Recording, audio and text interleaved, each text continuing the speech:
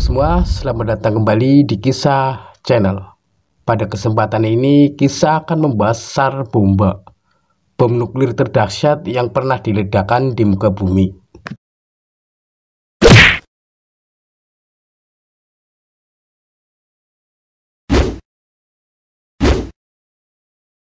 SAR Bomba atau disebut Raja Senjata Nuklir adalah bom raksasa sepanjang sejarah dunia. Kendati diledakkan saat uji coba pada 30 Oktober 1961, kala itu Rusia masih dalam aliansi Uni Soviet bersama Ukraina dan beberapa negara Eropa Timur.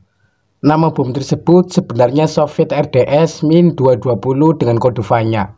Negara Barat menyebutnya SAR Bomba. Dengan kapasitas 50 megaton TNT, SAR Bomba merupakan puncak dari sejumlah uji coba bom hidrogen selama Perang Dingin antara Uni Soviet dan Amerika Serikat. SAR Bomba ini merupakan sesumbar Nikita Khrushchev, Presiden Uni Soviet, yang disampaikan pada sesi Majelis Umum Perserikatan Bangsa-Bangsa pada tahun 1960. Dia akan menunjukkan kepada Amerika bahwa Uni Soviet lebih jago dalam membuat bom nuklir. Kami akan menunjukkan kepadamu, ujarnya seperti dikutip dari www.automate cerita. Seperti diketahui 7 tahun sebelumnya, tepatnya 1 Maret 1954, Amerika melakukan uji coba bom nuklir Bravo Castle. Kekuatan bom ini mencapai 1000 kali bom yang dijatuhkan di Hiroshima, Jepang pada 14 Agustus 1945. Adapun SAR Bomba dirancang oleh para fisikawan Uni Soviet yang dipimpin Yuri Khariton. Tim melibatkan Andrei Sakharov, Viktor Adamski, Yuri Babeyev, Yuri Smirnov, dan Yuri Trutnev. Bom hidrogen ini pembuatannya dibagi 3 tahap. Bom atom tipe fusi ini pada tahap pertama menekankan reaksi fusi yang akan muncul pada tahap kedua, yakni termonuklir. Energi yang dihasilkan dari ledakan ini kemudian diarahkan untuk menempatkan tahap ketiga, yang jauh lebih besar. SAR Bomba secara teoritis dapat menghasilkan kekuatan 100 megaton. Namun rencana itu urung dilakukan karena akan menghasilkan dampak nuklir yang berbahaya, bisa merusak lapisan atmosfer bumi. Sebagai perbandingan, SAR Bomba ini memiliki ledakan sekitar 25% dari semua senjata nuklir yang dikembangkan sejak 1945. Selain itu, pesawat pengiriman tidak memiliki cukup waktu untuk mundur ke jarak aman. Oleh karena itu, untuk meminimalkan dampak nuklir, pada tahap ketiga memasukkan tamper timbal, alih-alih tamper fusi uranium-238 yang bisa menembak daya ledak. Fusi uranium-238 ini memiliki fungsi memperkuat reaksi dalam pemecahan atom uranium dengan neutron.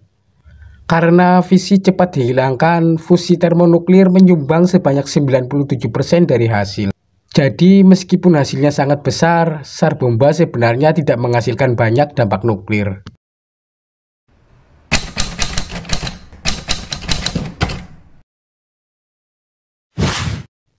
Pagi hari pada 30 Oktober 1961, Mayor Andrei Durnostev menjadi pilot pembawa bom SAR Bomba dengan pesawat pembom jarak jauh Tu-Min-95F. Pesawat itu didampingi pesawat pengamat Tu-Min-16, sekaligus bertugas mengumpulkan sampel udara dan merekam tes. Cat putih reflektif digunakan pada kedua pesawat untuk meminimalkan kerusakan termal pada permukaannya. SAR Bomba memiliki berat 27 metrik ton dengan panjang 26 kaki dan diameternya 6,9 kaki. Pintu ruang bom dan tangki bahan bakar pesawat dikeluarkan dari Tu-Min-95F karena ukurannya yang besar. Untuk keamanan pesawat pembawa bom, SAR Bomba dipasang parasut dengan berat hampir mencapai 1 ton. Hal itu dilakukan agar memberikan waktu tambahan bagi pesawat pengebom dan pengamat untuk terbang sekitar 30 mil dari ground zero sebelum diledakkan. Meskipun ada penambahan cat reflektif dan parasut, peluang bertahan hidup penumpang dua pesawat itu diprediksi 50-50. Pada pukul 11.32 waktu Moskow, pesawat tiba di lokasi pengujian Teluk Medyusika di lingkaran Arktik Utara. Sesaat kemudian bom diledakkan. Untuk meledakkan bom dipasang sensor barometrik pada ketinggian 13.000 kaki, sedangkan ketinggian pesawat 34.000 kaki.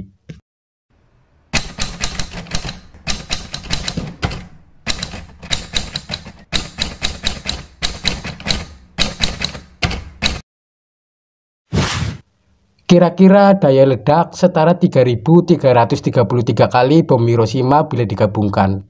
SAR bomba setara 1.570 kali bom Hiroshima dan Nagasaki. Daya ledak 10 kali lebih dahsyat daripada semua senjata konvensional yang meledak selama Perang Dunia II. SAR bomba sekitar 25% dari letusan Gunung Merapi Krakatau pada 1883. Bom ini setara dengan 10% dari semua uji coba nuklir pada saat ini.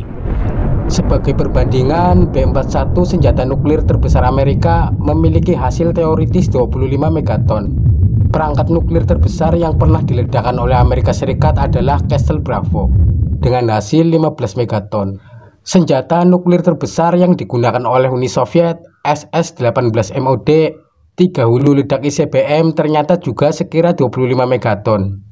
Daya ledak SAR bomba mampu merusak semua bangunan kayu dan bata di dekat Severny, yang terletak 34 mil dari Ground Zero.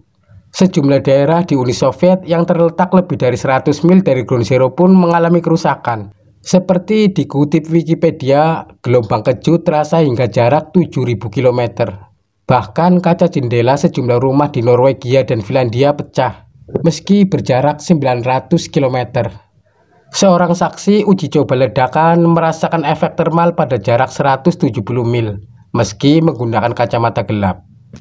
Panas yang hebat dari ledakan itu mampu menyebabkan luka bakar tingkat 3 pada jarak 62 mil dari Ground Zero.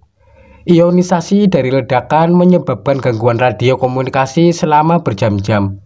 Ketinggian jambur api yang dihasilkan oleh ledakan bom ini setinggi 64 km. Ledakan dapat dilihat sampai 10.000 km dari tempat peledakan. Uji coba SAR bomba ini menuai kecaman dari pihak internasional. Kementerian Luar Negeri Inggris menyatakan bahwa 87 negara menuntut pemimpin Soviet agar menghentikan uji coba dan menggunakan bom 50 megaton yang bisa berdampak parah pada kesehatan jutaan manusia di bumi. Juru bicara Gedung Putih Amerika Serikat pun mengecam penggunaan bom 50 megaton. Satu bom dengan kekuatan 100 megaton bisa lebih parah ketimbang 5 bom dengan kekuatan 20 megaton. Seiring dengan perang Rusia-Ukraina saat ini, isu nuklir kembali mengemuka. Ancaman senjata nuklir sendiri terhadap kesehatan sangat serius, bahkan dapat memusnahkan kehidupan umat manusia.